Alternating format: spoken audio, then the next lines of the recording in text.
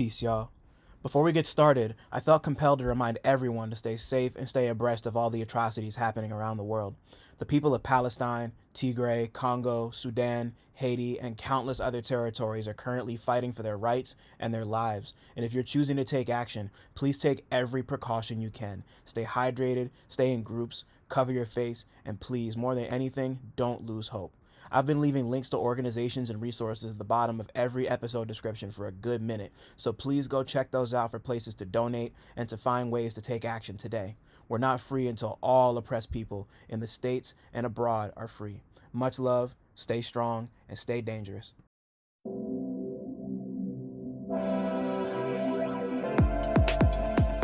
What's good, y'all? My name is Dylan Green, and this is Real Notes, a space dedicated to blurring the cultural and artistic lines between rap and film. I'm here to chop it up with everyone from rappers and producers to journalists and video directors about their relationship to movies and how, if at all, film inspires their craft. My guest this week is New York rapper producer Silence. We spoke about Scavengers Reign, Wild Wild West, Silence the Lambs, the filmography of Kevin Smith, the musicality of Biggie's Ready to Die, how his friends and his photography inspire his music, being a member of Tase Grip, and the creative process behind several of his projects, including his latest, AGUADURA. Come fuck with us.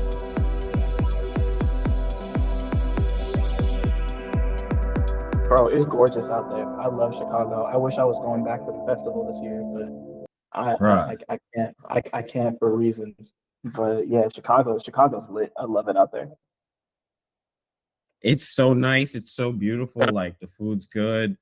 The people are beautiful. Like it's like house music, man. We got like generations of house music fans out there.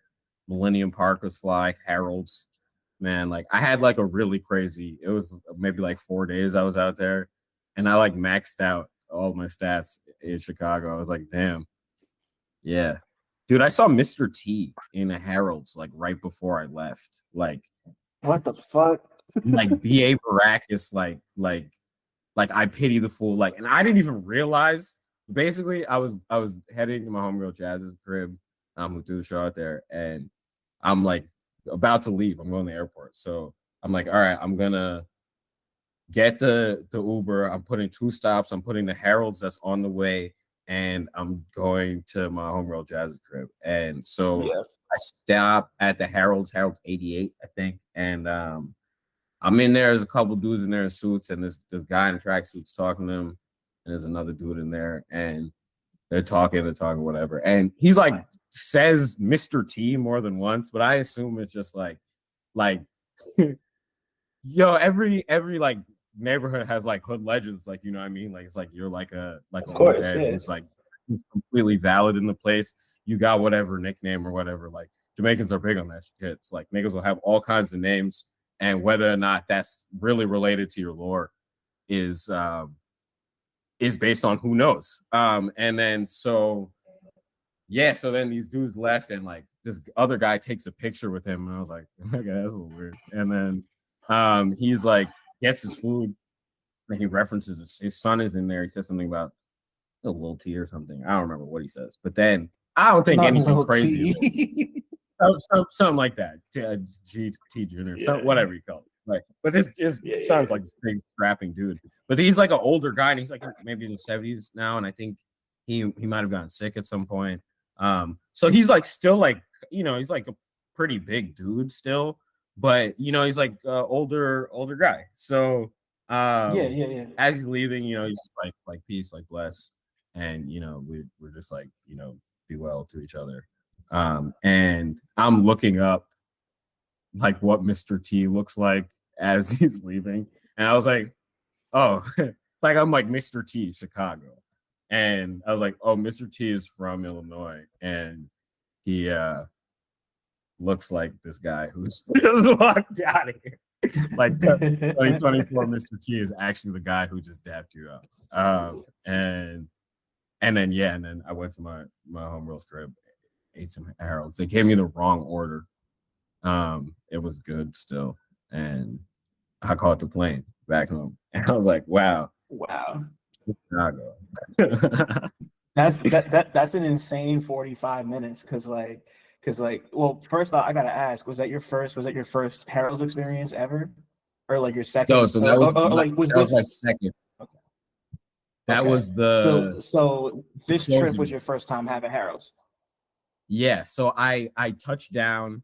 I had the Heralds downtown, which I had heard a few things about, but apparently they're under new management, and it was slapping. It was great, phenomenal. And then as I was leaving, I also got Heralds. The politics of Heralds in Chicago and like which ones are good and which ones are bad, like that shit's insane, bro. I They're serious. My homie Michael Penn, Crash Prez, lives out there, and every time I go out there, he takes me to a specific Herald's, like a specific one. Like we're not going to any one that's not this one, type shit, and it just works every time. Yeah, like just I don't know, man. Harold's is different. Like I've heard talk about it, but like eating it, nothing Nah, better. it's really Like good. Lemon pepper, we don't mild sauce, we don't everything. yo, we don't got nothing like that out here. Nothing Like like that. For I can real. say that confidently. Like we got good food. We don't got a Harold's. Like we just don't. Like it's Nah, it's like y'all different. don't understand, bro. It's crazy. It's totally different. Yeah. I heard Uncle Remus is really good too, but I didn't Yeah. A couple I of the feel other like homies out there were telling me like, oh, yeah. some like how borderline racist is this place sounding? Like, you know what I mean? Like Bojangles is fantastic. Yeah. And I was like, huh, every time. I was like, Uncle Remus. I was like, you chicken, bro. Like, that's crazy. Right. It could have been like 3 or 4 other uncles, and it would have been even crazier. It'd be like Uncle Thomas's. Yeah. Some shit. Dad. Yeah. Dad. Damn. Shit. This is I think this is a good place to start. So what's cracking, everybody? Welcome back. Welcome back to Real Notes.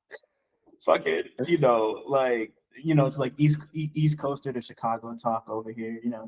Just a nice what's Just today? What's something today? light. Monday. Something light. Y'all go get yourself a 4-piece with mild sauce and potentially lemon pepper. I haven't tried their lemon pepper, but it's tight. We love you, Harold's. My name's Dylan Green, CineMasai. Got a lot of names, do a lot of shit outside, inside, all sides. Recording from a new place that I can't tell any of you about yet, but I'll tell you about it later. But we're here today with somebody who has been, I don't know how he's managed to dart across the East Coast and the Midwest the way he has these last what's it been, like 2-3 weeks? But it has been more than that. I think what date is it? Yeah, about that. About a month. It's about 4 5 weeks. Yeah.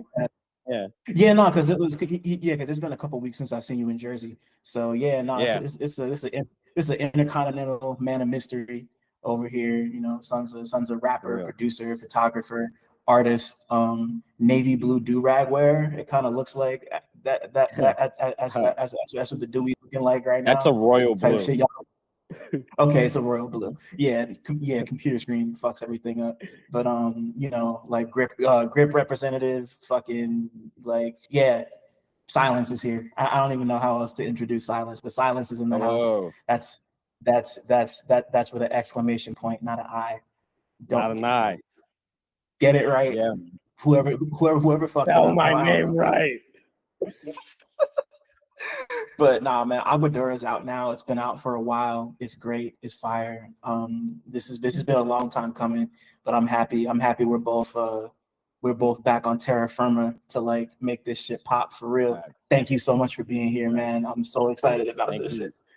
Thank you for having me, bro. Thank you, obviously to everyone listening, and thank you to everyone who has helped me reach here, both tangible and intangible. Man. It's been a journey, both physical and metaphysical, and I'm excited. Yeah, I'm excited to chop it out. I'm excited to be here at this point. It's nice to be back home a little bit, and it's always nice to chat. Yeah, man. Yeah, no, like I feel like I'm thinking about it now. The first time you and I met must have been like 2 years ago. I think it was at the Injury Reserve Arm and Hammer show. And like you and I just like had a whole conversation in the green room for like 25 minutes. We were talking about like because like you had one of your photo books and you were walking me through that, and then we just like it just turned into like this wide ranging conversation, and I was like, I know this nigga's gonna be like I knew it was a wrap at that point. I was like, this is one of my favorite people right here. So yeah, like just like it's like seeing all that develop. Yeah, like it was. I don't know. That was a good combo. I didn't forget it. And you're here and you've been. I don't know, man. You do a lot, and it's dope to see it. Flourish, develop. That blessings, All that tight shit. Hey, yeah, that was a good show too. Now I think about it. Yeah, nah, that's sweet because like I'm working on the next joint. Yeah, there's like another book coming, but like similarly, man, like I like tuning in with people who are smart and have a wide range of interests and like a wide range of talent also. You know what I mean? Because like dedication and like determination. Because talent's one thing, but like drive and focus is another thing. And yeah, a lot of people are interested in a lot of things, but not everybody could. And so it is tough to maintain doing several things and trying to do several things at a high caliber or like whatever bar you're setting yourself at. And yeah, right. So also a big fan, bro. Yeah, man, for real. Nah, like real recognize real, still sharp and steel, all that good shit. So yeah, like let me yeah, so like on that tip, I'm happy you said it that way. Let me ask you the first question I ask everybody who comes on here, which is what was the last movie or TV show you watched that you had a strong opinion about? So recently I've been watching this show called Scavengers Reign. And it's like animated joint. It was on HBO Max or Max or whatever they're calling it now. I know what this is. I haven't started it. I'm sorry to cut you off. I saw this around somewhere recently. It's on Netflix now. I think okay. they maybe HBO dropped it or whatever. Listen, go watch that joint on Netflix so we could get another season. Because I'm still not done, but basically my homie put me onto it, and I started it recently, like in earnest, and it's so good, and it's so like detailed, and the basically they're crash landed on a alien planet. They were like, it's like either like a resupply ship or like something, but there are people on the ship still in cryo sleep. And so there's like an accident. Most of the ship is still in space. And then there are people who have been like jettisoned to this planet.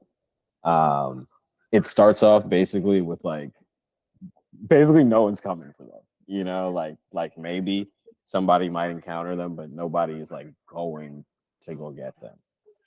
And then it's like it's all of that, like sci-fi shows is why, but then the way that the planet, like the flora and fauna of the planet, everything is like biological, but then it also interacts with like their tech in a way that is like really cool that I haven't really seen maybe before in a like a like they use like these vines as like power cables and there's no like, oh, we gotta like build a thing to plug this in. It's like you get the thing close to it, and this like thing already has whatever function that then it'll just sock it up, like for example. And like some of the animals, like they're using like animals as like breathing apparatuses and shit. It's trippy. And that's tough. Yeah, I like that a lot already. I really fuck with it. Yeah, no, I really fuck with it.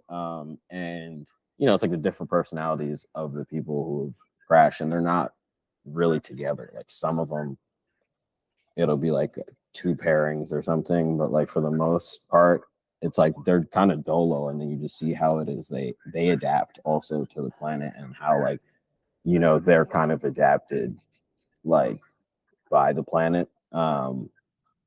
Yeah, yes, it's a fucking trip. And yeah, I don't want to get too crazy into it, but like, yeah, you know, human nature can lead to very cool ingenuity, and also it can lead to like really horrific things. And yeah, like there's like one guy, for example, who basically, as a result of like whatever else is going on in his, like he gets trapped at one point, but like he basically ends up like altering the homeostasis of like the ecosystem a bit, because of his, you know what I mean, like his influence is not a positive influence on the thing. And yeah, so like things on the planet like adapt, and it's, yeah, throws things out of whack. And I don't want to get too like heavy into it, but it's, yeah, that shit is really really cool. Nah, I appreciate you not wanting to get too into it, because now I want to watch it. Like like the way you described it, it sounds like you ever I can't believe I'm about to bring this fucking movie up. You ever see After Earth, the M. Night Shyamalan movie with Will Smith and Jada? Oh, with and it's like the father son. Yeah, like a tiny bit of, like just a little like, bit, but not for real. So that movie's trash. You don't gotta watch it, but like just like the description of like them crashing on a planet and like interacting with like the wildlife and the ecosystem and like things, like it's like this show sounds like what After Earth should have been, because like the whole time it's like you could tell that they wanted to have them like interact with the environment in a cool weird way, but like that movie is just so basic and so stripped down and so like underwritten, and the performances are so bad. And like you could see like the skeleton was cool, like you could tell that they had like an interesting base, they just didn't build nothing on it, you know, like everything about it is like so drab and weird. And like I think like the aliens in the movie, they're kind of like the ones from A Quiet Place, where they're blind and they I think they go off a smell, as opposed to the joints in A Quiet Place, which go off hearing. So like they like, so Will and Jaden yeah, are being hunted in that movie. Yeah, like they're being hunted by these aliens, and like I think they're called like Ursas. Why do I know the mythology of this fucking movie? So like so like they're called Ursas, and no, they can sense people's fear. They sense fear. That's their whole thing. And like Will becomes like I remember him being like, "Don't be afraid." Like, yeah, so like his whole thing is that, and so like he can like suppress his fear, so like it makes him invisible to them, and he's just like chopping niggas up because they don't know where he is, because the bro's name was Cypher Rage. His character's name was Cypher Rage. Like that's what's the coolest thing that's like, that sounds like a Sonic original character on like DC. Yeah, like that sounds like Silver's like third cousin twice removed type or some other shit. Like he's got every power. Like yes, yeah, like Cypher Rage better be in that new Sonic game they're about to make. But I bring that up to say that like this show sounds like they took that idea and fleshed it out in a way that like I actually want to watch. So I'm a tap in. I'm into that. Are they is it like a temporal thing in After Earth, like they drop back down and it's like things have changed? Or so like it takes place on like a whole nother planet. They don't really get into it outside of the fact that they all live in like the size of mountains or some shit.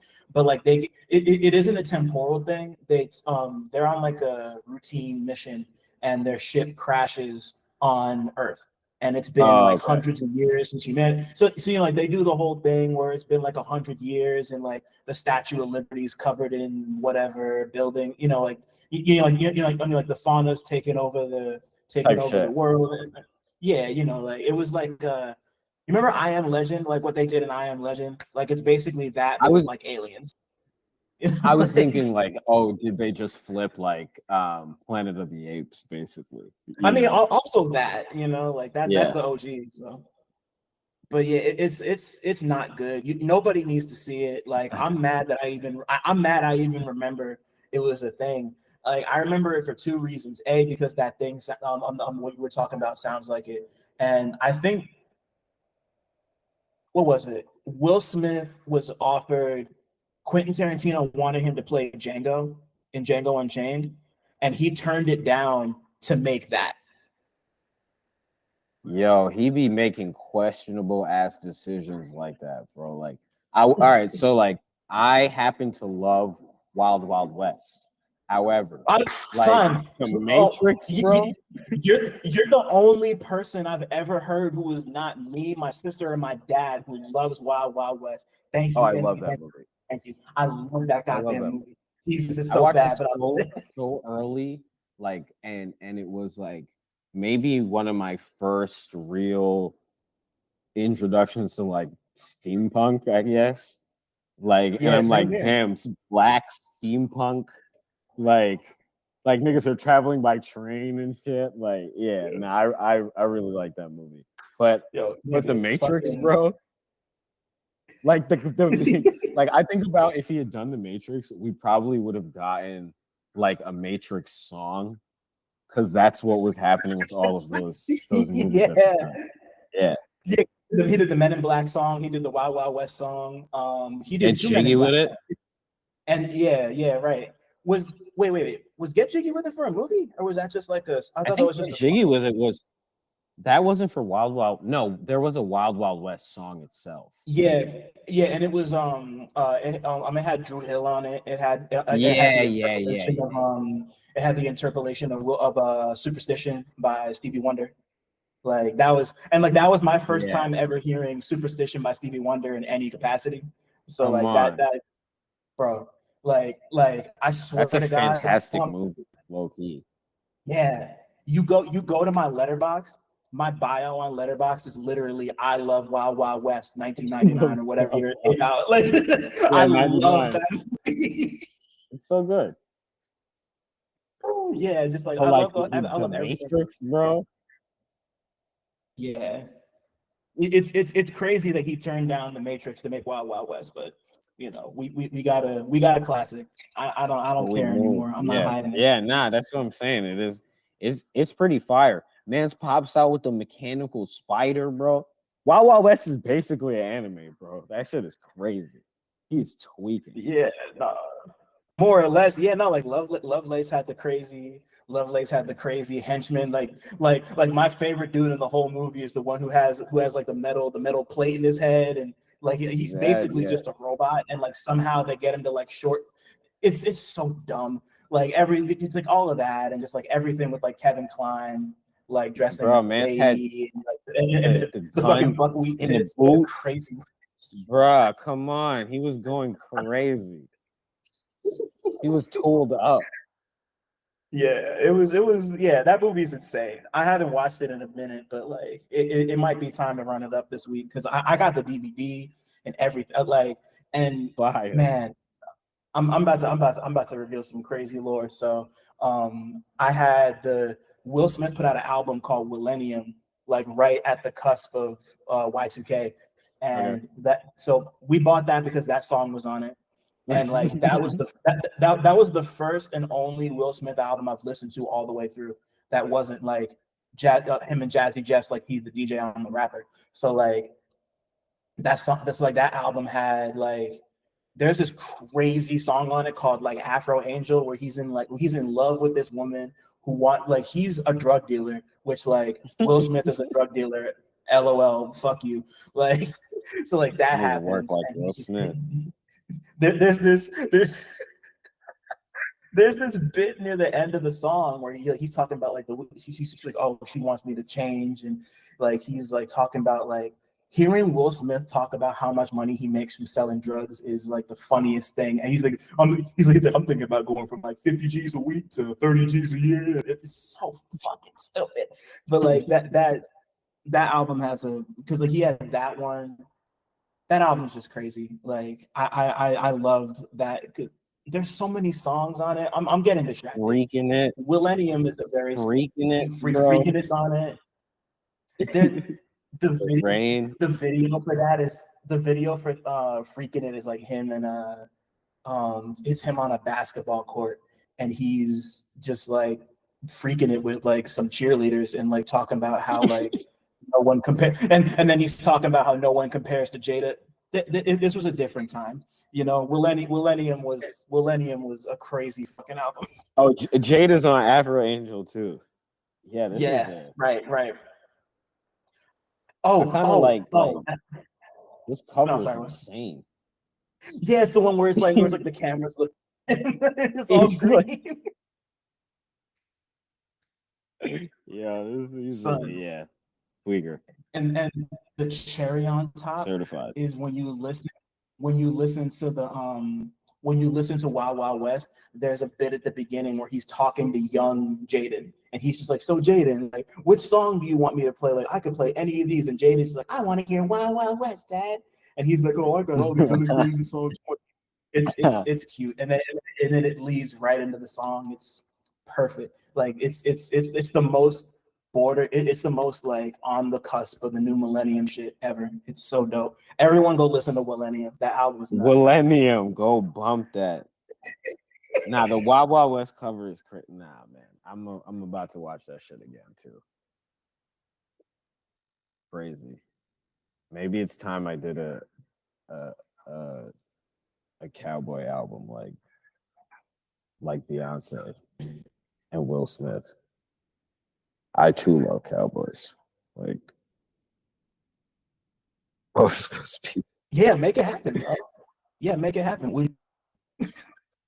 There was a manga I used to read about the West. Oh, I don't remember what it was called. It was good. This little shorty had like.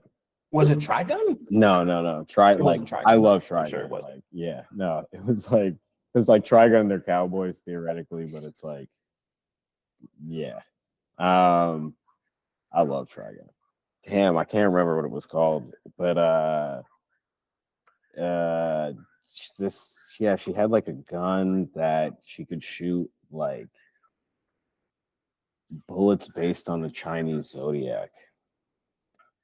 What the fuck? Yeah, it was like, that's loose. Yeah, I don't even think they that. ever made an anime for it. It'll come to me at some point, but yeah, fucking man, Cowboys. Most of let's talk about the black cow. The Cowboys were black to begin with, so you know, I guess. Yeah, come on. Yeah. On Bass Reed's time. I've been meaning to watch that Bass Reed show that's on Paramount Plus. I just haven't gotten around to it. You know, yeah, I haven't. So many hours in the day. For real. My dad fucks with that shit though. He talks about it a lot, but like, you know, like, yeah, we were out here on the horses, same shit, kicking up dust. Yo, that shit was called Indoors. It was called Etc. The manga. Okay. Yeah. She was like a Chinese shorty in like the West, and she had like the zodiac on. And I don't even remember. Oh, Cowboys. Yeah, that's fire. All right, I'm checking that. You're putting me on today, bro. Trigun so gas. That's the real like. He wasn't a cowboy though, you know, like it wasn't like cowboy times three. They were just dumb. I just think about it in the sense of like the wanted posters and like the bounty hunter shit. Like that just always makes me think of cowboys. You know, it's not like technically it's not, but you know. Well, and they're in like there's a lot of train stuff. It is played like that. It's like something West action, I think is like the tagline. Mm-hmm. Okay. Yeah, I Trigon's so good though. Yeah, I've been meaning to do a rewatch of that too. The man who put the hole in the moon. That guy. Yeah, that's a bad man right there for real. Bad man. Shit. So now that we're talking, like, he's such a goof, but that's why we love Vash the Stampede. But since we're honed in on older shit, what's the first movie experience you can remember having, bro? It could be at the theater, it could be at your cousin's house. Ooh. Like, first thing that comes to mind. Ever is tough. The first one you can remember. Like, that's so hard. All right, I'm gonna say like a very pivotal early movie memory. Cool. I think, let's say, whenever Rush Hour 2 came out, my mom must have loved Rush Hour 1. And so like some night, this is like, we went to some like 10 o'clock showing. I think this was probably at the Pavilion. I used to live in Flatbush. Maybe, let's say. But yeah, we went to go see the show. I just remember being very young and it being like late, you know, like for me being like, wow, this is kind of late to be going to a movie. And my mom was like, I gotta go watch this. And we went and saw Rush Hour 2 together. And that was like super, like, yeah, that's like a very strong movie memory for me. But I don't know, my parents are like into movies and stuff, like kung fu movies and stuff. So I was always like kind of tuned in, like they were always watching something usually. Right. Like I remember early, like they were watching Silence of the Lambs, and like me, like I guess coming into their room and be like, hey, what's up? What are we watching? Type thing. And they were like, nah, you gotta get out of here right now. So I'm gonna tell you that's not what I was expecting you to say when you said your parents are really into kung fu. So you said Silence of the Lambs. So I'm like, yeah. Totally. Like I've got like, because those I used to I have no. Who's to say when I first saw my first kung fu, whatever the hell. Yeah, of course. Yeah. But like that is another like early one of being like, oh, I must have been very young and not like, yeah, there was like no, like not even like, yeah, get out of here. Yeah, that's a wild movie too. One of the the end where Jodie Foster, where Clarice goes in the basement and she's trying to find Buffalo Bill and he's got the night vision goggles on and it's like from it's like from her perspective and that's one of my favorite like scenes of a movie ever. Nuts, like, bro. Like really it's like, oh no, it's over. You know, like it's just like it like creates bro. It creates tension in this really cool way because you like because it's like there's tension there because like it's not like you don't know where Buffalo Bill is. Like she's got the goggles on and like is doing her thing, like looking for Clarice. But like it's just like oh is she gonna catch? You know, like I don't know. Like I watched it for the first time and was like I've never seen nothing like that before, and it's still like such a unique thing and like the way they did it. I don't know. It was just cool as hell to me. But I love Silence of the Lambs. I think that movie's amazing. I don't think I saw it until I was like, I might have been like 14, 15, something like that. But like for you to walk in, I didn't watch it for real. This is gonna sound dumb. It's gonna sound dumb, but do you remember what scene you walked in on? You probably don't. No, that might be no idea. Okay. I just remember like hearing the name and like thinking the name was very silly. I was like, Lambs. That's like, that's not a scary movie, you know. So I'm about to ask you another dumb question. Is that where your name came from? No, definitely not. I didn't think so. I do like that movie. Ever see the Hannibal show? So the one with the son from the Eastern European dude. No, I've heard it's great, but I never got a chance to watch it. Fire, very fire. Like yeah, it's like I don't know. It's hard to even really explain, but it's like it's an adaptation. Right. But it's done on like almost like a Monster of the Week, like serialized kind of format, but like tied in with, because it didn't run for super long, and it was like longer episodes, so it was like it'd be a combo of like a overarching like Hannibal thing, like because it's like Hannibal and it's not they basically replaced Clarice's character with like this guy who's like he works for the cops. Yo, my fault. Sorry to interrupt, but I just wanted to shout out the all-new Real Notes Patreon page real quick. If you're looking for ways to connect and directly support the podcast, the Real Notes Patreon is the best way to do so.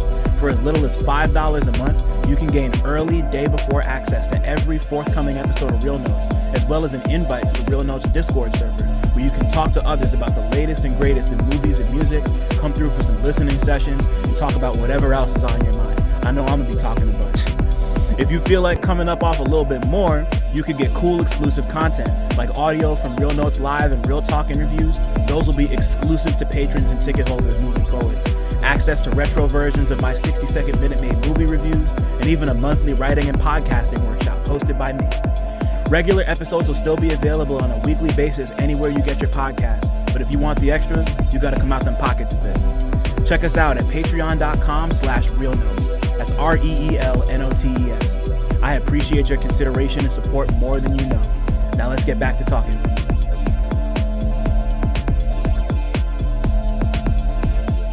Something like he's a he's a consultant. It's like fake, like a Dexter kind of thing. Like he's like not a cop, he's like kind of a cop, and then Hannibal is his therapist, and this guy has like hyper empathy or something like great. It's like some little. It's got this extra little like sci-fi sort of feeling too. And then yeah, it's like they're trying to catch serial killers. So it might not be like a 1 episode thing, it might be a 2 episode thing, but they're kind of longer joints anyway. So you're getting, it's almost like a Sherlock kind of thing. And yeah, it's good because like the set pieces and shit, they're like doing insane like considering the movies Mans is coming from starting with like skin suit as inspiration. They're doing some bugged out fucking shit, man. Like it's nutty, but it's so like it's beautiful and horrifying at the same time. And that also kind of being one of the themes throughout Hannibal. You know, it's like we're doing this thing that is I guess whatever sort of grace or class or the beautifying of the person or the self via what is the murder or whatever the act is, is a lot of that's thematically that's a big piece of the works anyway. But yeah, it's crazy because they made it more recently, you know what I mean? And you know, big TV budget. I don't remember what I don't remember. I think it was on NBC when it was on the air. Oh yeah, I think it was on NBC. They were going stupid then, because it does have that kind of that feeling of like like you know, serialized joint cop drama type thing. Right. It looked ill. I just never got the chance to actually sit down and watch it. And I also kind of swore myself off a new Hannibal anything because I saw Hannibal Rising, like the last movie they made, and it was so bad, bro. That shit was like that. I like legit might be one of the worst movies I've ever seen in my life. I hated that shit. I saw that with my big sister. We both hated it. I saw that in Virginia. That movie's terrible. But anyway, yeah, like I want to try that. I just once again like one that I like I had some homies who watched it. I just never got the chance to check it for myself. So that's another one. Yeah, that's another one I'm gonna add to my list. Very valid. Damn. So as you get older and you start to have more experiences and just like life experiences, like was there a movie you saw that kind of I like to call it like a capital M movie, like something that made you step back and appreciate it in a way that was deeper than just like it being X amount of minutes of entertainment, like something that like really connected with you in like a artistic or emotional, spiritual way, like anything like that. Oh man, I have a bunch of those. But like, okay, well, I was talking to one of my friends about this recently. Like, Clerks. Have you seen Clerks? Of course. Yes. Yeah. So like, so Clerks. You know, if like maybe I saw it in the beginning of college or in high school or something. Same, yeah. I saw it my freshman year in college. Yeah, that's kind of when it feels like I saw it, and it just felt like it was. I'm just like parallel thinking about Dazed and Confused. Like I really love Dazed and Confused also. But like Clerks being like, wow, oh, I can make this, you know, like theoretically, like you like I get it. Like I felt Clerks in a way that like before I had even really like I had maybe worked some small job, but before I'd even really worked like oh man, here's like a extra menial job, you know, like, and maybe I need to be doing something else, and the quest is calling me, but I don't know necessarily what it is. But I know that it's, you know, Dante's whole thing, despite the fact that what's his name? Randall, I guess, like gets on him. He's like, man, you're just like complaining, bro. You're just like bitching. Like instead of like seizing the opportunities that are even just presented to you, like beyond you even doing anything extra, like you're just complaining about, you know, your thing. You could have said no. You know what I mean? Like even that, like, and so like Clerks, though, like beyond thematics and everything, like more so just the fact that Kevin Smith just made, like, he was working at that store. He made that movie because he saw, I think maybe Slacker or like another one of those like Linklater joints. Who like Richard Linklater, I really fuck with him. Like really like early. He's an icon. Yeah, you know, like like even we watched Dazed and Confused the other day. Like some of our homies hadn't seen it, and I was like, man, I watched this again, like early, you know, maybe, you know, college or something, and it's like it gets billed as like, oh, it's like a stoner movie or whatever, and it kind of is, but it's more so just like they smoke weed. Like it's not like really about, like there are a couple plot points that are about like weed, but it's not really about that. It's about it's not like Half Baked. Like Half Baked is a movie that's like I consider like about weed. Also or how about high, like a weed movie. Or how high, yeah, exactly, yeah, stuff like that. But like, so like, sorry to cut you off. I just I've seen Dazed and Confused one time in my life. I don't remember most of it, but I do remember it. I do remember expecting it to be more about weed than it was, which is funny. Yeah. No, watch it again if you get a chance. It's like it's a kind of just a crazy coming of age thing, and like how things are cyclical, and like, you know, it's like what, again, like we're born into certain systems sometimes, and sometimes you have to decide whether or not you rebel against it and how much you do, and like what that means to you, and what it costs you and whatnot, and then again, I don't know, it's mad interesting. Like Mitch Kramer, he's like the kid, he's the 8th grader going on 9th grader, and Pink, like the football guy, they're like parallels of each other. Like they kind of like, he's like the next guy, like low key, who is like Mitch traverses a bunch of groups of like ages of people and like groups of kids and stuff, and he's kind of just valid. And like Randy is the same way. I think that's Pink. I think it's Randy. But yeah, the like other guy, the dude who's like, yeah, man, I'm a football player, but that's not all I am, man. And I don't know if it's like, and all his mans are like, bro, what are you talking about? Like you can do all the things you want to do. Like it's not, you don't have to like throw away this thing that you're good at because like people are only identifying you as this thing that you're good at, you know? Right. And that even being a big part of the thing too. So it's like, yeah, the movie's mad fly. But yeah, bringing it back to Clerks. Yeah, he made that in like on his off time. He was working at that shop. And just like the construction of that movie just feels like beyond the themes, just how it was made, it just feels like it's like, oh man, if you really just like believe in yourself to do the thing, you could do it, you know, and this is valid, you know, like he splashed that, you know, so yeah.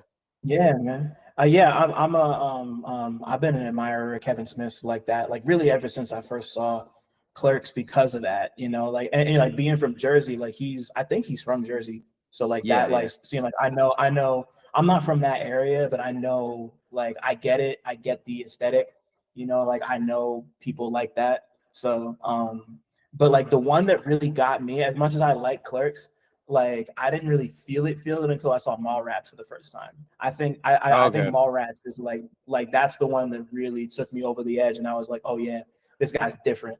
You know, like I think I saw the two of them around the same time because we were doing it was either like a double feature or we did like a weekend, me and the homies at college, and like yo, I don't know, like, you know, Mallrats was the one where like they just expanded the universe out and fleshed out a few of the characters, and like like it's kind of like Juvenile, and some of it doesn't really hold up, but like, you know, it's like you said that like he took that ethos from Clerks and just blew it up slightly, And you know, like it wasn't right. It wasn't like some huge Hollywood production, but like they did it in color and it's longer, and you know, like it's at a mall. There's more set pieces. There's the bit where Silent Bob dresses up like Batman and tries to, you know, like go through and goes on the zip line and goes to the wall and is in the dressing room. You know, it's like it's just like dumb, like Kevin Smith movies, pretty much all of them, but especially them first two. Like I always think of those are movies that are like dumb in a smart way, if that makes sense. You know, like I love stuff that's dumb in a smart way. Like it just makes me smile. And just when you figure out your stance, he like figured it out. He was like, oh no, this is what I'm trying to do. I'm trying to do this like this, and now we're gonna build the universe. And like already having, you know, like the comic book sensibilities and like you know what I mean, like the idea already of how the thing is not just existing in one mode or medium, and then you just stretch the universe out a little bit, stretch it out a little bit, and then the thing exists by itself a little bit, you know. And I definitely fuck with shit, but early on, I'm thinking of like, and there's like I don't know. I saw Castaway pretty early. That like always made a crazy impression on me. But like, hell, like, oh man, there's so many movies. But you know, definitely Clerks is a big one. You know, it's like an interesting coming of age thing. You know, again, like the Clerks, the movie is very cool, but then the kind of coming of age thing of like the making of Clerks, I think both of those things kind of hit me at the same time when I saw it, and like, you know, you look up some stuff about the movie or whatever, right, and I was like, oh, okay, hell yeah, this is like, I was like, oh, I get it. You have to just decide sometimes. Right, yeah. And before we move on, you got me thinking about the second one, which isn't as good. Like, it's not even close. It's actually kind of bad.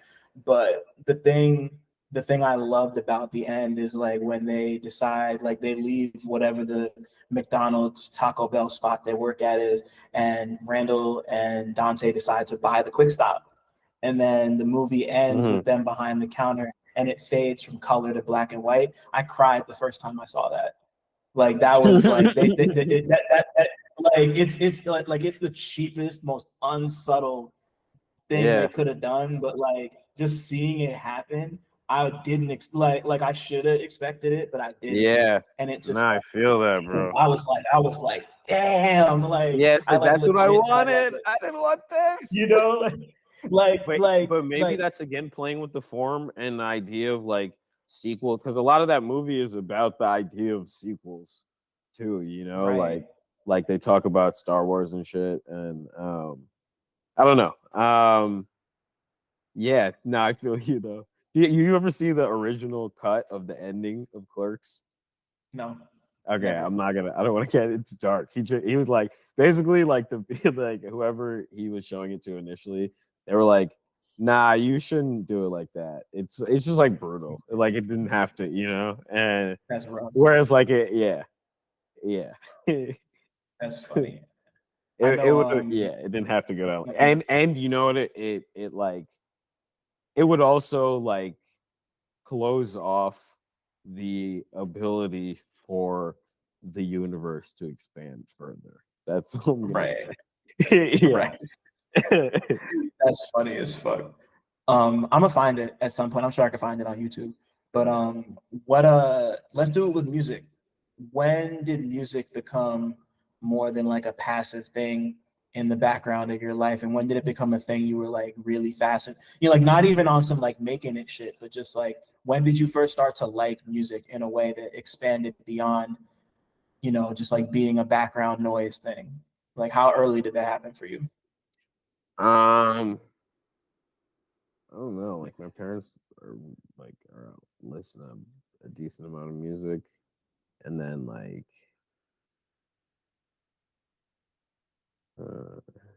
it's hard to tell.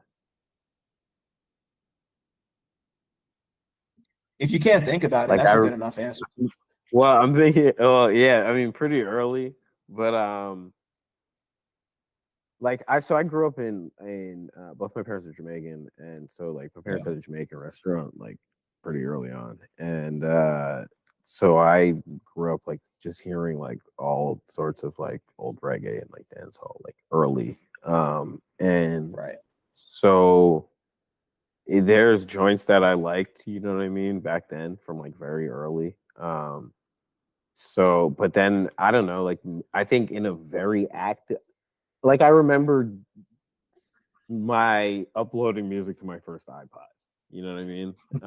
Or like I remember having like, MP3 players and all that shit. So like that's I don't know, like maybe 20 years ago at this point. So so yeah, I don't know. A while, but I do remember like being like I loved that early era of I was like burning like whatever my parents had around. I'm listening like Al Green's greatest hits and shit on my iPod and shit. I'm like fucking 11, like and so yeah, like I remember just like when like that was the thing, I was like, oh, this is fire. And then LimeWire and like Media Share, yeah, man, like just downloading discographies, and then a little bit older, the blogs and whatnot, and just I don't know. I remember like, and I've lost some of that zeal, I feel like, for like discovering new. I still love discovering new music. Like I'm kind of like a little sick like that, and if like unfortunately like I'll listen to almost anybody's shit. like people, completely random people will send me stuff, and I'm like, damn, man. Like I don't know. He could be good, bro. like it could be them. Usually it's not, but sometimes it is. They're they got something. But so I'll listen to just about anything. But I would like remember having that like, oh man, I seeking, and like, yeah. I guess there's still some of that feeling, but it's back then it was just purely like, holy shit, like let's go, like I could listen to anything right now and I could bring it with me. And yeah, there's ways people are using words and sounds and stuff that I haven't even really conceived. And yeah, like Ready to Die is the first album I ever had memorized front to back, and that had to be like what, 7th, 8th grade, maybe something like that. Like it was definitely before I was in high school. Right. And yeah, like that, and like that album's different too. Like You know just what I like down mean? to Like yeah, bro, like down to the sequencing and just like I don't know, like the different. storytelling. Like yeah, like If it I was was like like, that's one of those. bruh, I remember being like, how like that also is why like what I got, how like I love dancehall and stuff, and like, but there's like the formulas of that make more sense to me easier, like it's more rhythmic, like naturally. Right. Whereas like I'm listening to Ready to Die and being like, how is he even doing this? Like, but like what's really going on here? Like there's science being applied that I don't understand. And like, you get older, you get better at stuff, you practice things, you figure out your stance or whatever. And things start making more sense on like a logical level. But there's still like Biggie stuff where I'm just like, man, when do you figure that part out? Right. And it's crazy because there's also the Jamaican connection because Biggie's also Jamaican. Facts. And like you can hear that in like the way that he kind of like like I like Party and Bullshit. I don't think it's on Ready to Die. Like I think the way he was rapping on like Party and Bullshit and just like and like especially at the end, like on the third verse, like the one part I always remember is where he's like T Shorty on a total gun, total gun 101 and have fun with Jamaican rum and like that little Jamaican bit, rum just like conversation, like yeah, conversation, heavy blunt rotation. It's like I don't know, man. Just the way the way he flowed was just so melodic to me. Like even then, it was just on some other shit. Type shit, man. Yeah, bro. Yeah. Yeah. Yeah, man. So crazy, dude. So early. Such a bummer. Yeah, like it's like imagine where else he could have gone. Dude. But on that note, like when did music become more than just a hobby for you? Like when did you know this wasn't just a thing you were gonna like listen to but try to make? I feel like I was yeah, that's a really good question. I was like always writing to some degree. Just like as per my nature. But I didn't really think I was gonna take it maybe even so far or so seriously. If like, yeah, I was like, all right, I'm gonna figure out some other way to make money writing, and I did for a while. and that's cool. But yeah, it's I think it was just like, I don't know, somewhere around 2017, 2020. My first verse that's like recorded, that's available to be heard. And it's not the first verse I recorded, but like that is like out, is from 2017. So I guess theoretically then. But I don't know, I probably recorded like 2015 or something of like being like, okay, well, I should do this. And I was already, like I said, I was like writing about music for a little bit and for a while. And like doing other things kind of interrelated. I was starring shows. I was like kind of just like facilitating a lot of stuff, and working on my things. And I don't know. I think it wasn't. It's my friends are very good, man. You know, so like I had to make sure that I felt comfortable also in where I want to hold myself. Um, so yeah, so let's say 2017 is the first verse that's available. You know, so Gotcha. that's when some I must have entered the fray around then. Where were you writing about music? Oh, let's see. So there was this website a while back called Cypher League. It was like the first guys kind of came up with. And then Hot New Hip Hop. There's stuff on Hot New Hip Hop probably still. And I feel like a couple of other like random joints. But Hot New Hip Hop was like the longest, like I was like writing for Hot New Hip Hop for a couple of years. Like yeah. Like reviews and some just like at least one piece of editorial on there too. It's like there's some stuff up there, bro. The lore is very deep, bro.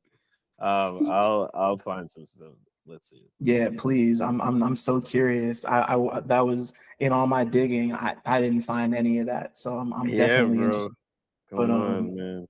You so I gotta mean, you gotta use the right names. I got see, you. Right but nah. Because once again, you're coming at this from like a writing perspective, an event throwing perspective, and then just kind of transitioning into just like making music and like then and then on top of that you did the Black Boy Feelings, the first volume of Black Boy Feelings, and also in 2017, which you put together with Gina Lindo, and like the two of y'all did your thing with that, and we don't got to dig too crazy into it, but I'm curious if what happened?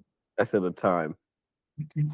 I'm curious if it influenced the way you make music at all.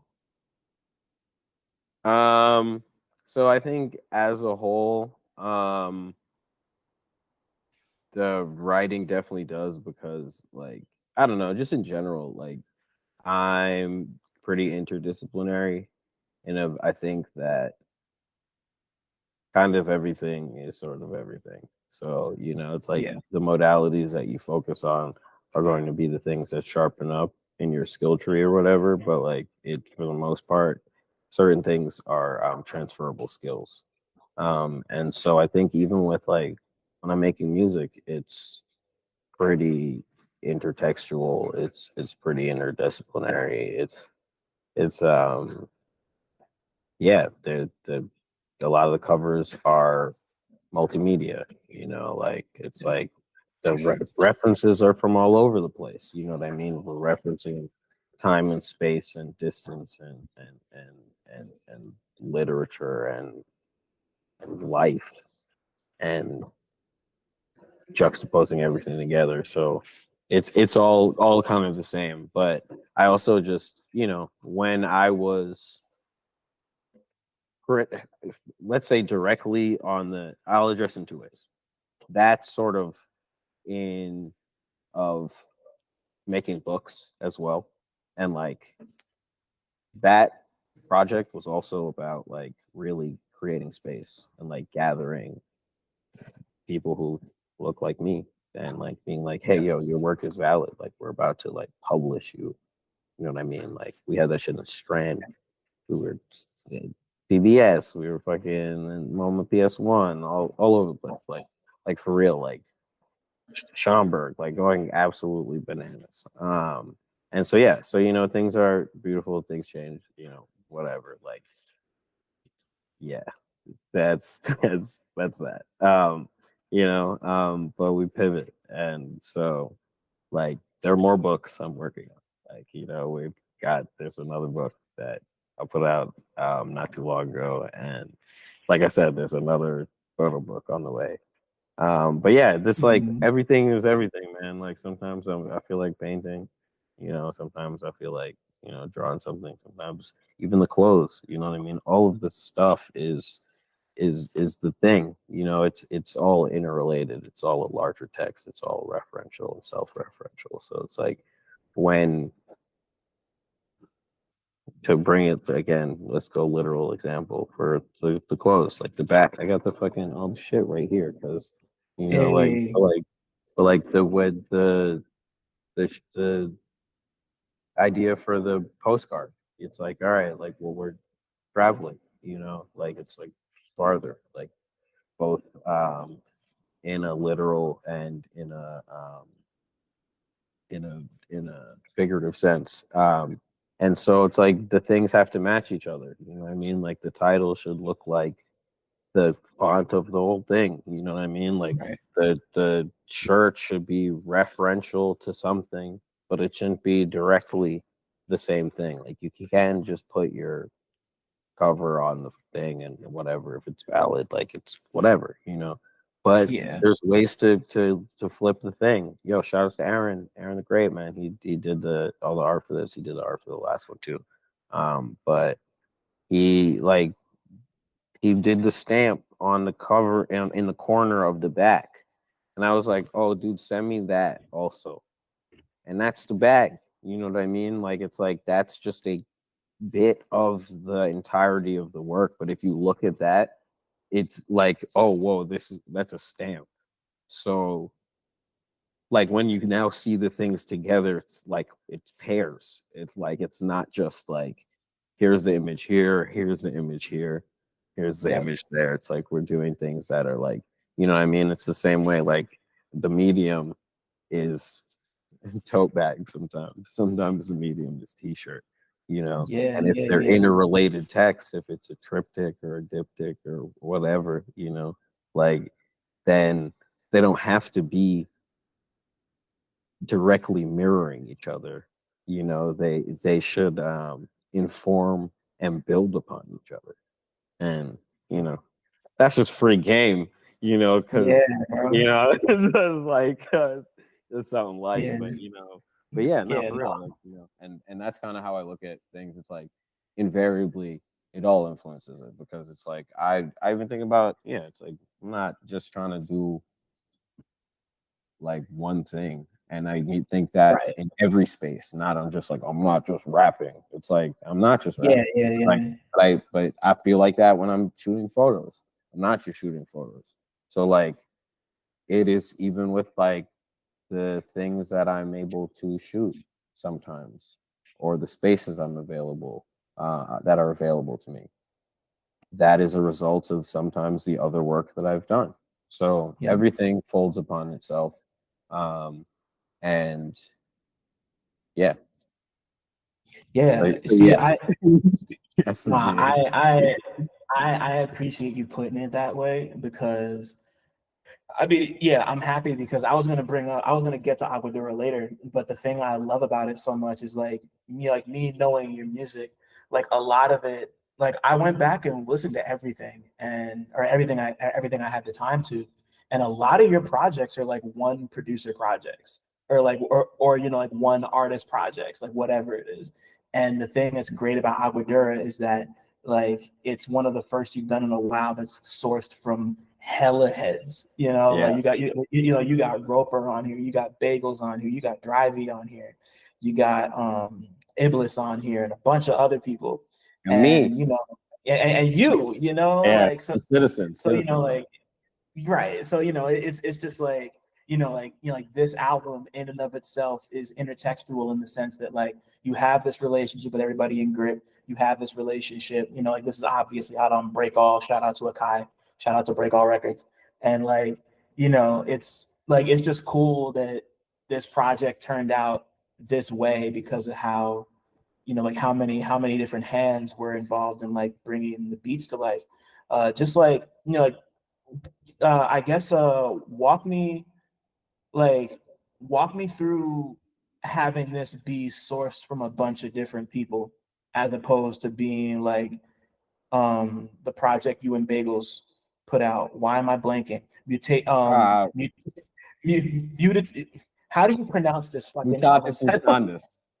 Thank you. There you go. Yeah. Because I know it, but I read it and I'm just like, bro, it's a hard word to say. Yeah. But Mumu, that's what we call it. Love it. See, that's even better. Yeah. But talk to me about Aguadura and how this project came together. So I was just kind of making other things around the same time. And some of these things are a little more contemporary, but for the most part, I kind of just been building this for a little bit. And yeah, I don't know. It's not that I was like, oh, I'm going to be intentional about having a bunch of people on there, but also I'm trying to be more intentional about utilizing the resources that I have. Like, I have friends who are very skilled. And so I think that it was more so just like, let's just get some of the homies involved in a way that, like, I can get a Roper beat, you know what I mean? Like, I can get a Bagels beat, I can get Roach Coach, like, I can get somebody, like, you know what I mean? Like, and I've been blessed. So, and so, yeah, so more so I was just building this thing, and this was the assortment, that appeared.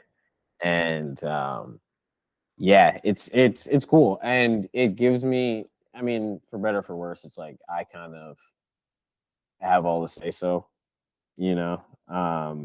like I love working with friends. Like that's collaboration is maybe one of my favorite parts of the thing, for real.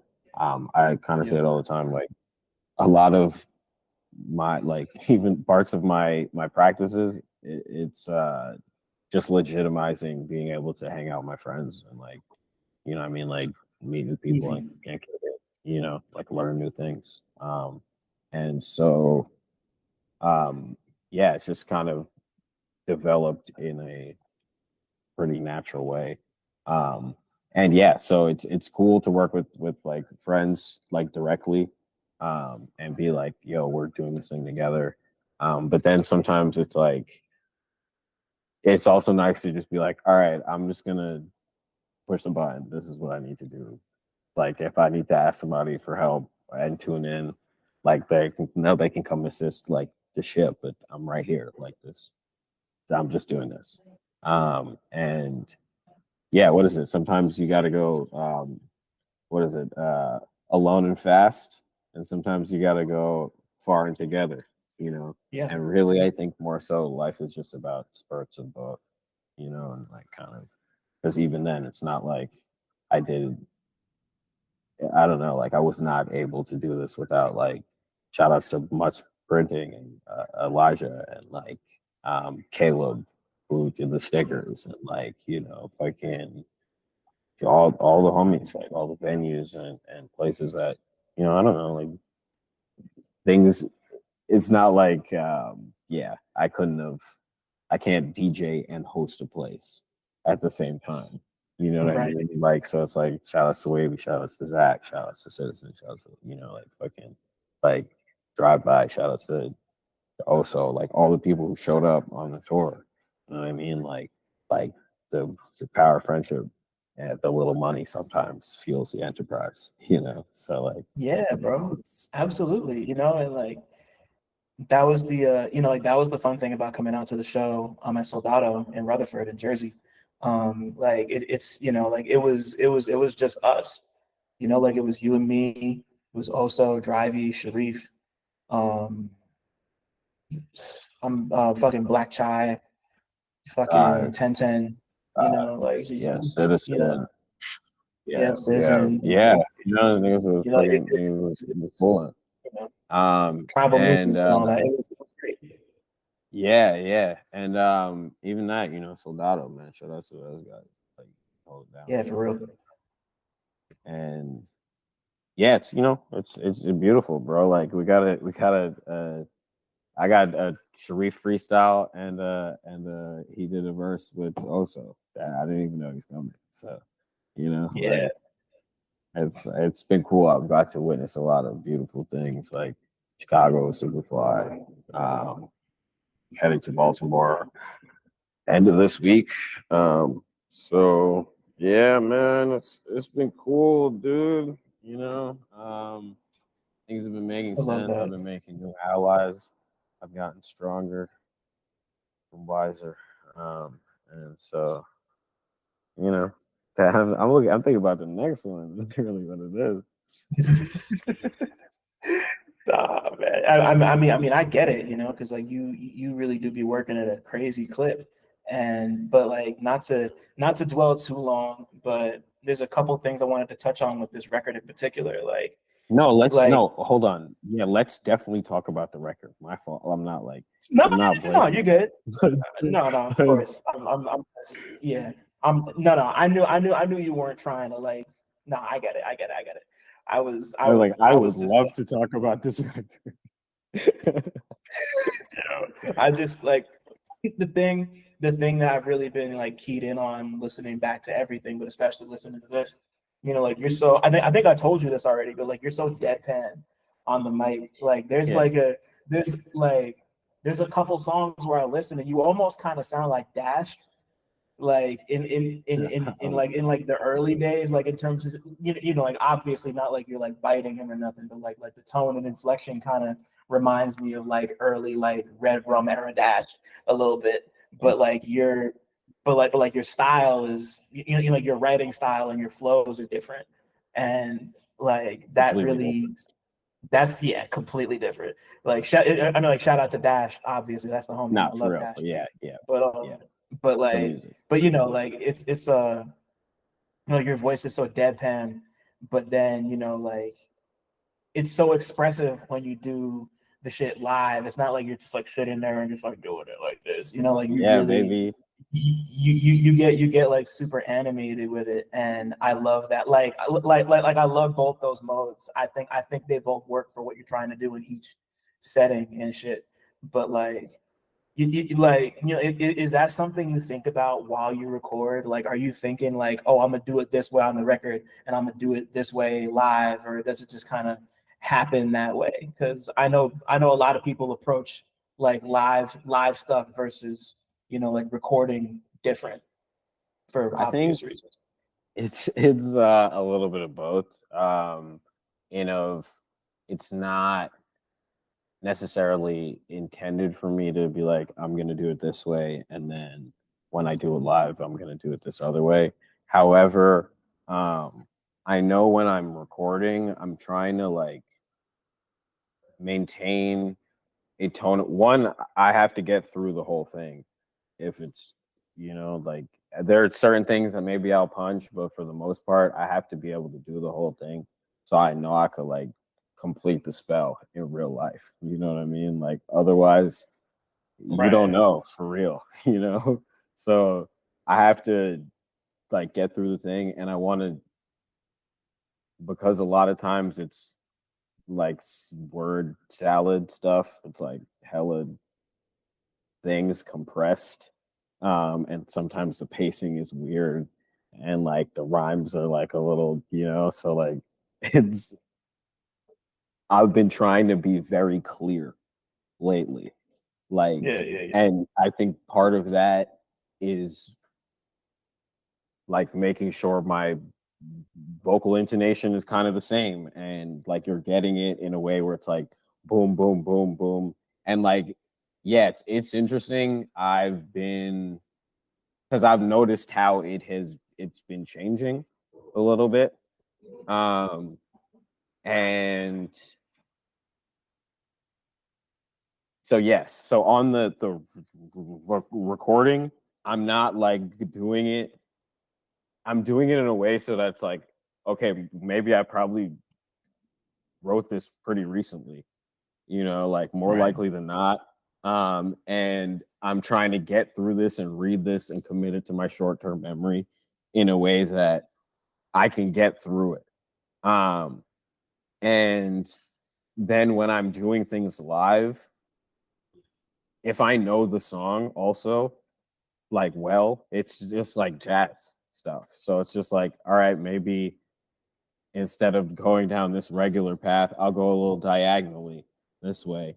And I know that I know what it's supposed to be, so I can like add flair to it.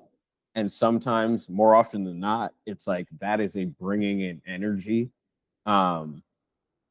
Because like, yo, it's showmanship also. It's like for real, it's an entertainment thing, you know? So some people are not really that entertaining live, you know? Some people are not even as good rappers, that's facts, bro. and they're really entertaining live, you know? So like sometimes it's you know, flipped. So it doesn't even, you know, and that's not even like whatever, no admonishment of anybody's thing or anything, but it's like that shit is important when, because like, yo, like if you tuned into the record and then you hear the thing, you're not necessarily trying to, sure, you would like to hear the thing word for word, right?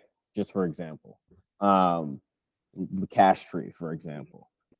Let's say I'm doing the joint, you like that song, and you know the song because you listen to it on the record. If I go and I do a like just really monotone or whatever, or like I'm not like engaging, or I don't hit all of the notes, and I'm like not engaging as well, you're gonna be disappointed. But if I do the thing and I bring a lot of energy, and I'm like it's a version of the song that is maybe a result of the live presence of the thing, even if I flop the rest of, like, I could get through half of it if you enjoyed yourself, because like the energy that you felt in of listening, like the reason you like the song or whatever, like you still enjoyed the thing. Like I'm not saying don't do your verses, you know, like I'm saying like there's a difference in of, even if you get through the whole thing and it's like boring, like it's a totally different, I don't know, and I guess everyone's stage thing is different also, but like, yeah, man, you just learn your verse and you smoke your shit, and it should be like, you should have it enough so that you can do it in a way, like breath control is important. You know why a lot of people be out there just it's because it's like, yo, you don't actually have the like capacity, you're not training your body in a way to like, you know, reproduce the thing. You know, it's like, come on, you gotta listen. I like to fucking kick it as much as everyone, you know, maybe more than a lot of people, you know. And it's like at the end of the day, though, when you have a job to do, you kind of have to do your job. You know, it doesn't really matter the state you're in, you know, so you should probably set yourself up to succeed, not set yourself up to fail. And practice, don't be too fucked up, and like, you know what I mean, like it's your song, bro, you'll be all right. You know, and then bring something extra because they're seeing you, bro. Yo, you gotta like, you know, I'm trying to sell t-shirts and shit, bro. Let's be real. Let's 1,000, you know. Not just, it's not, you know, so it's like I don't want people to feel like I'm juxing them, so I'm gonna give, like, I want you to participate, support the enterprise. You know what I mean? Let's keep it going. You know? So that's real. The you have to bring. You know what the answer is? I just circled around. You have to bring something more than the record, bro. That's what it is. Like, you're there. Like they came to see you. Like, you know. So yeah. Yeah, right. I mean, you know, like you know, like I think about that with the, like, there's two songs in particular that really made me jump and think, or three actually on this record. There's Mesa Verde, the back half of the first song, the Palm Reader's Fingers, and of course a very emotional Stonewall. You know, like those three songs, they sound so, you know, like when the handful of times I've seen you do them, you know, like it's been night and day, like listening to it on the record, or like watching the video on YouTube versus seeing you rip it. And like it brings different parts of the song to life for me. like there's like different words and different like flows and different things that just like pop out. No, for You know, real. like because you know, like every iteration isn't going to be the same twice. You know, like there's always going to be some new. Like that's why live records are live records, because people like that. You know, like you know, it's not like you're completely remixing your shit, but like you know, like it's going to come across a little different. And I've just always been fascinating. I've really been fascinated by it since I saw you play the Still Moving shit with Kelly and Tig and fucking Passport Rav and Marcel. You know, like I've been thinking about it a lot since then, and I notice it every time I see you. So that just I don't know. Like, Yeah. that's just like that's just always a cool detail to me. You know? Thank you, bro. Yeah, it's like, I mean, again, like I said, it's like it's it's jazz or whatever, but it's you got to do something a little different because it's your thing. You know what I mean? They got to feel like, oh, whoa, like this is this. I like this record, but that was a different version of the thing, and and even in that, when you're performing it a little different, you feel the emphasis on different parts of the song. I feel that when I'm doing it. So I'm like, sometimes I'm like, man, maybe the emphasis wasn't supposed to be there on the record. It should have been over here because this is how it feels today. So like, I and I think also again that's like I've got a lot of good friends who are very good at performing, and like Akai's fucking crazy when he performs, but he's that that dude will fucking half the time will just like have niggas fucking transpose the song, transpose the beat, and he'll just do the beat will be at half speed and it might be doing the song maybe at the same tempo. And like they'd be, and then he's prone to forget. He writes a lot of words, prone to forget some words, but he's really good at freestyling. So it's like there are a lot of times where it's like I know this song, you know what I mean, and I know that this is taking a diversion, but this is where we are, and that should fly. So I feel like that's also a big part of the thing too, and that's it's part of jazz and shit, and like improv and figuring out what's not the next note but the next note, and, thinking 2-3 steps ahead. That's half the fun and half the battle. And I'm glad like that's like like considering the way you write, it makes sense because like your writing style is almost kind of like it's kind of like non sequitur-ish. Like you're telling stories, but it's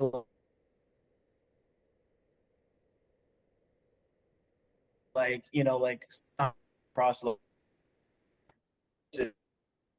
You're telling like these little stories, just like all connected in a web, and I love that style of writing, especially because like the thing I think that really unlocked Aguadura for me is like the on the Toni Morrison quote that you start the album off with, where she ends by saying like being a black writer means I must bear witness, I must record, and like that kind of like like that. I feel like that's not just the keystone to this album, but like all your music, like your music is very like observational. Like I think back to like She Gave Me Up for Lent a lot. Like I love the concept of that song. Like that's just the funniest shit statement, and like your music is just filled with like funniest shit statements like that. Like they're like all over. Like I stopped even trying to write down all the ones that just like made me chuckle or made me think, especially on like Aguadura, but like just like a very emotional Stonewall and the Palm Reader's Fingers are like two that really just like they're really sticky to me because of that. And and like I think that like it really kind of just like it had me shook just how like complete that quote made this album feel to me, and like how it just like it was just there. I mean, like obviously like you chose that shit for a reason, but like before we formally wrap this up, like what did that quote mean to you when you first heard it? And what did that quote mean to you when you first heard it? And I'm sorry, I just got distracted.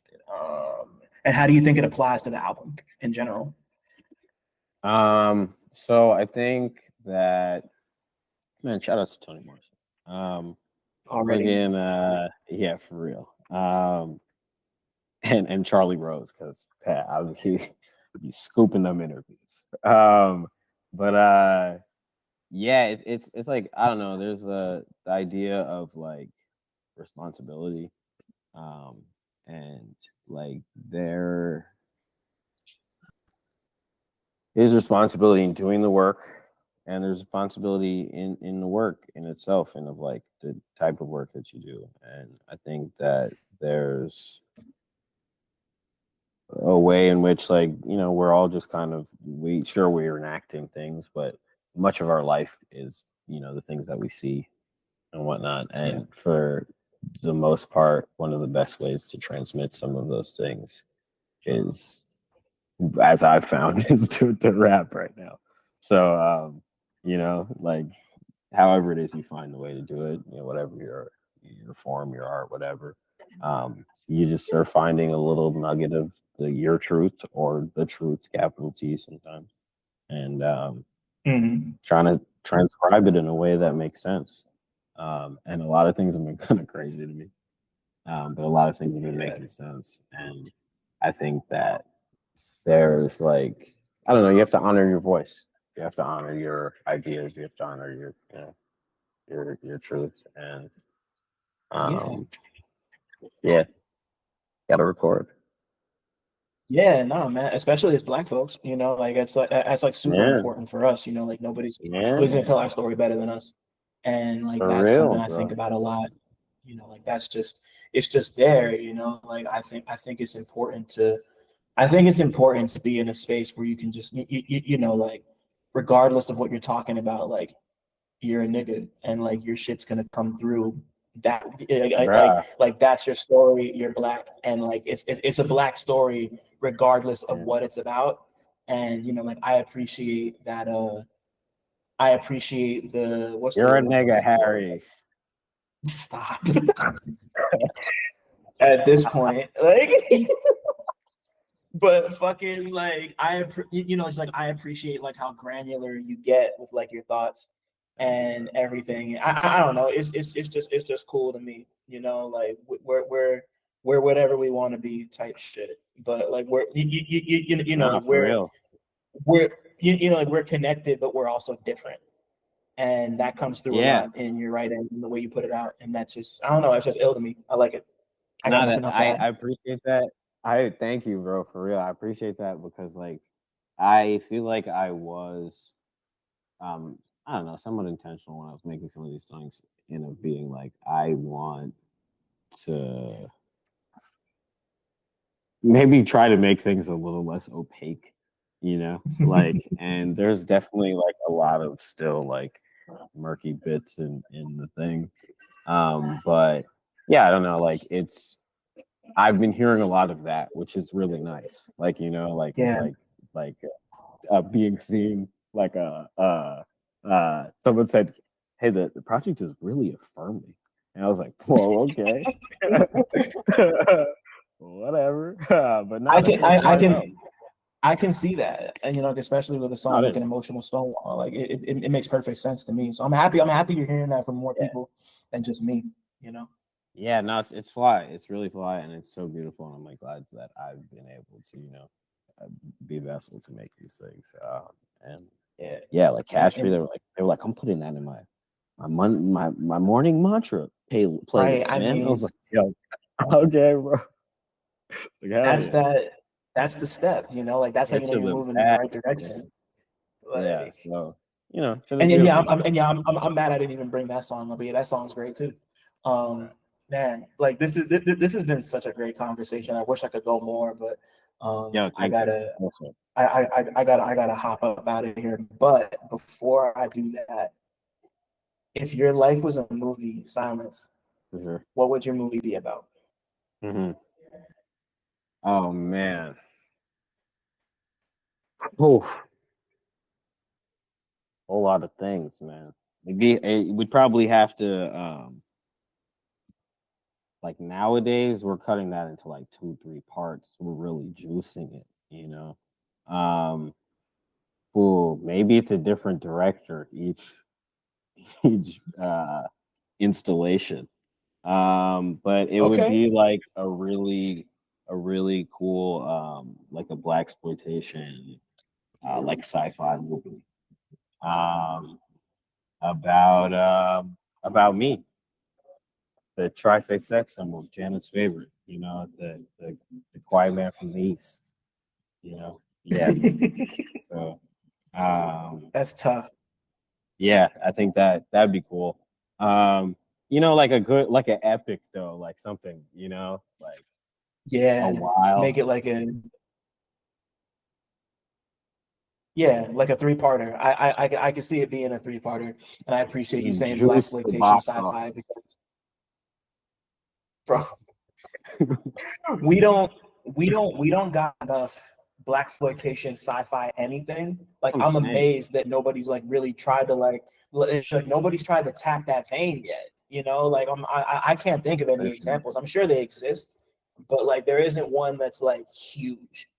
You know, so like it'd be cool to see.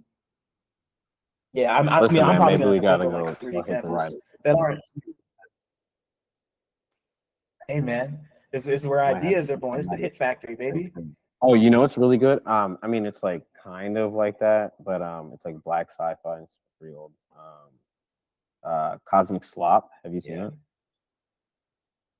I've never seen or even heard of Cosmic Slop. Oh no. Also, I just thought another one too. Yeah. Anyway, all right. Yeah. Tell me where to find that. I'm gonna watch that because like that just sounds crazy. The other one that I thought of was Brother from Another Planet. You ever see Brother from Another Planet? No, I've heard of it, but I've never seen it. Go find Brother from Another Planet. Like it's like that's the closest thing I can think of to like blaxploitation sci-fi in particular. Like that's a cool one. That was one of the first movies I ever streamed on Netflix, like back in like the 2010s, like type shit. So fire. I'm gonna send you the Cosmic Slop like joint though. It's like an anthology. Please. Man, it's fire. That's tight. Okay, yeah, no, I got some time this week, so that's going on my list for sure. But oh, son, this was just this was such a great combo. Like, thank you for taking the time to do this. I'm happy the both of us were finally like, on solid ground to make it happen. Like, yeah, like I don't know, like it's been cool watching you move and shake for the last 2 years. I don't know, like this project's dope, and you know, like just based off like the response you got, like doors are opening, you know, fucking Tase Grip over everything type shit. But yeah, like like you're the illest, bro. Like, thank you. Thank you, bro. You're the illest, bro. Come on. 1,000 more years of the enterprise. Let's go. For both of us, you know, 1,000 more years for both the enterprises. 1,000 you know, plus. Hit your trains to this ride. We are leaving the station. Please. Right. Thanks for listening. Shout out to y'all for making it this far. And shout out to all the black people listening too, because y'all really impeccable. Don't forget to like, subscribe, and tell a friend to come through next time. 1.